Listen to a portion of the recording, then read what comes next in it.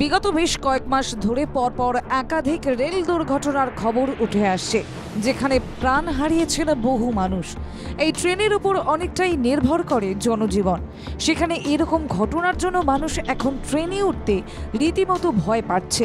মানুষের লাইফলাইন এই রেল ব্যবস্থা বারবার কেন এভাবে দুর্ঘটনার মুখে পড়ছে তা নিয়ে প্রশ্ন তুলছে সাধারণ মানুষ।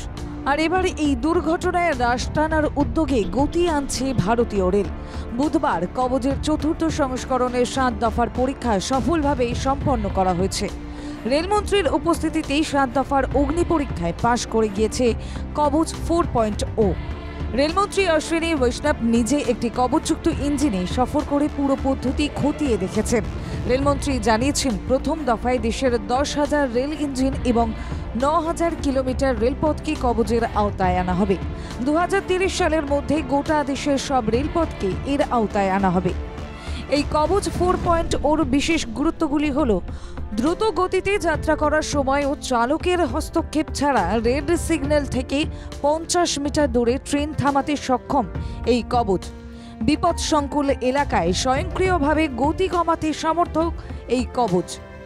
অন্যদিকে 130 কিলোমিটার গতিতে চলা ট্রেনকে বিপদসংকুল এলাকায় 120 কিলোমিটার প্রতি ঘন্টা গতিতে স্বয়ংক্রিয়ভাবে নামিয়ে আনবে কবচ। বিপদসংকুল এলাকা কাটলে সেটিকে ফের 130 কিলোমিটার প্রতি ঘন্টার গতিতে চালানোর ব্যবস্থাও করেছে কবচ। লুপ লাইনে কবচ স্বয়ংক্রিয়ভাবে ট্রেনের গতি কমিয়ে এনেছে 30 কিলোমিটার প্রতি ঘন্টার নিরাপদ সীমায়। স্টেশন মাস্টারের পাঠানো বিপদ বার্তা পেয়ে স্বয়ংক্রিয়ভাবে ট্রেন থামাতে সফল এই কবচ। লেভেল ক্রসিংয়ে চালকের হস্তক্ষেপ ছাড়াই স্বয়ংক্রিয়ভাবে হর্ন বাজাতে সফল এই সুরক্ষা সিস্টেম। ক্যাব সিগন্যালিং সিস্টেম সফলভাবে পরীক্ষিত হয়েছে এই কবচে।